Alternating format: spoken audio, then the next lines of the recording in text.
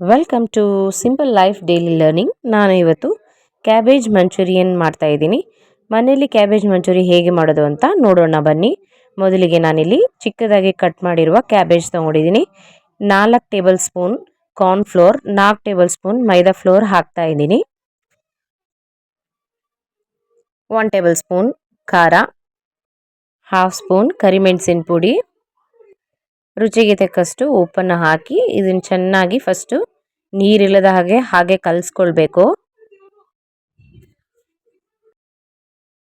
First ಹಾಗೆ dry mix ಆದಮೇಲೆ ಸ್ವಲ್ಪನೇ ನೀರು ಹಾಕ್ಕೊಳ್ಬೇಕು. ಇದಕ್ಕೆ ಜಾಸ್ತಿ ನೀರು ಬೇಕಾಗಲ್ಲ. ಕ್ಯಾಬೇಜ್ಗೆ ಸ್ವಲ್ಪ ನೀರು ಹಾಕಿ ನೋಡಿ ಈ ಥರ ಹಿಟ್ಟಿನ ರೀತಿಯಲ್ಲಿ ಕ್ಯಾಬೇಜ್ನ ರೆಡಿ ಮಾಡ್ಕೊಳ್ಬೇಕಾಗತ್ತೆ.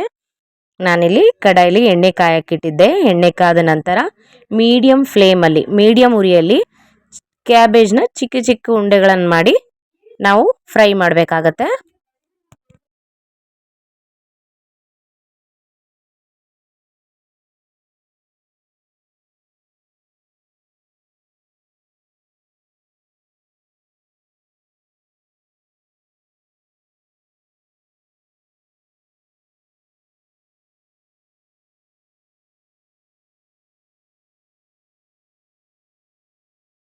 ನೋಡಿ ಈ ರೀತಿ ಉಂಡೆಗಳನ್ನು ಬಿಟ್ಕೊಂಡು ಸ್ವಲ್ಪ ಹೊತ್ತು ಹಾಗೆ ಬಿಟ್ಟು ನಿಧಾನಕ್ಕೆ ಈ ಥರ ನಾವು ತಿರುಗಿಸ್ಬೇಕಾಗತ್ತೆ.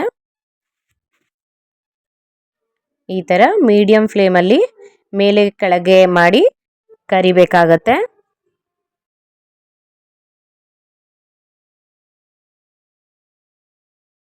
ನೋಡಿ ಇದು ಚೆನ್ನಾಗಿ ಕರ್ದಿದ್ದಾಗಿದೆ. ಈ ಥರ ಗೋಲ್ಡನ್ ಬ್ರೌನ್ ಕಲರ್ ಬರೋವರೆಗೂ ನಾವು ಕರ್ಕೊಂಡು ಇವಾಗ ಒಂದು ಪ್ಲೇಟಲ್ಲಿ ತೆಗಿತಾ ಇದ್ದೀನಿ.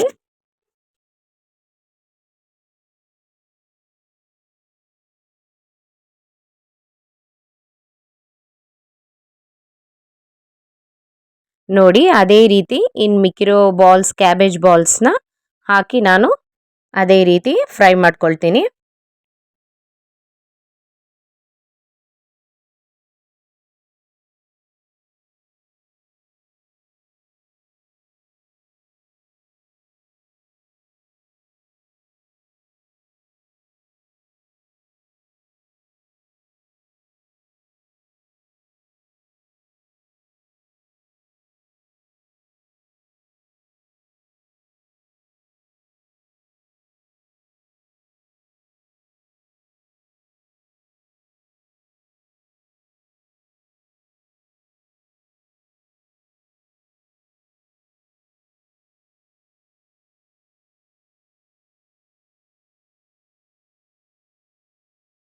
ನಾನಿಲ್ಲಿ ಎಲ್ಲ ಕ್ಯಾಬೇಜ್ ಬಾಲ್ಸ್ನ ಕರ್ಕೊಂಡಿದ್ದೀನಿ, ಫ್ರೈ ಆಗಿದೆ.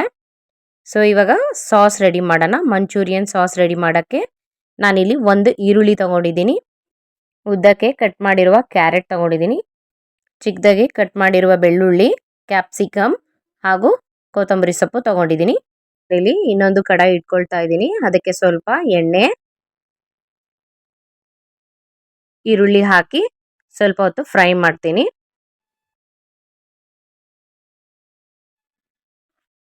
ಕ್ಯಾಪ್ಸಿಕಮ್ ಹಾಕ್ತಾ ಇದ್ದೀನಿ, ಇದನ್ನು ಸ್ವಲ್ಪ ಫ್ರೈ ಮಾಡಬೇಕು. ಅದಾದ ಮೇಲೆ ಕ್ಯಾರೆಟ್ ಹಾಕ್ತಾ ಇದ್ದೀನಿ, ಸ್ವಲ್ಪ ಈ ಥರ ಬಾಡಿಸ್ಕೊಳ್ಳಿ.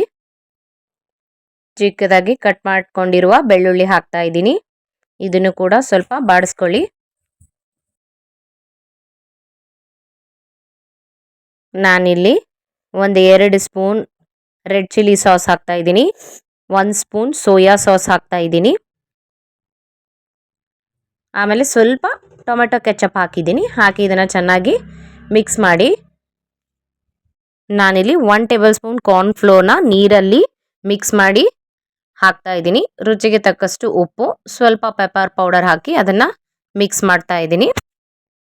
ಡ್ರೈ ಮಂಚೂರಿಯನ್ ಬೇಕಾದರೆ ಸಾಸ್ ಕಡಿಮೆ ಹಾಕಿ, ಗ್ರೇವಿ ಮಂಚೂರಿಯನ್ ಬೇಕಂದರೆ ಸ್ವಲ್ಪ ಕಾರ್ನ್ಫ್ಲೋರ್ ಮತ್ತು ಇನ್ನು ಸ್ವಲ್ಪ ನೀರು ಹಾಕಿ ನಾವು ಮಿಶ್ರಣ ಮಾಡಬೇಕಾಗತ್ತೆ.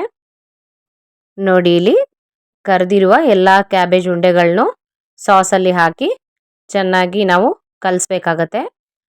ಸಾಸ್ ಮಿಶ್ರಣ ಎಲ್ಲ ಚೆನ್ನಾಗಿ ಕ್ಯಾಬೇಜ್ಗೆ ಮಿಕ್ಸ್ ಆಗಬೇಕು.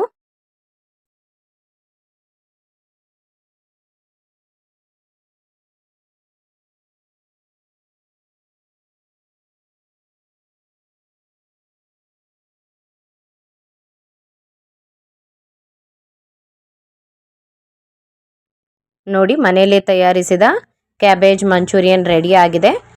ಲಾಸ್ಟಲ್ಲಿ ಈ ಥರ ಕೊತ್ತಂಬರಿ ಸೊಪ್ಪು ಅಥವಾ ಸ್ಪ್ರಿಂಗ್ ಆನಿಯನ್ ಹಾಕಿದರೆ cabbage manchurian ready to serve and ready to eat. ನೀವು ಈ ಕ್ಯಾಬೇಜ್ ಮಂಚೂರಿಯನ್ ಒಮ್ಮೆನಾದರೂ ಮನೇಲಿ ಟ್ರೈ ಮಾಡಿ. ರುಚಿ ಖಂಡಿತವಾಗ್ಲೂ ಚೆನ್ನಾಗಿರುತ್ತೆ. ಹೇಗಿತ್ತು ಅಂತ ನನಗೆ ಕಮೆಂಟ್ ಮಾಡಿ, ಲೈಕ್ ಮಾಡಿ, ಚಾನಲ್ನ ಸಬ್ಸ್ಕ್ರೈಬ್ ಮಾಡೋದನ್ನು ಮರಿಬೇಡಿ. Thank you.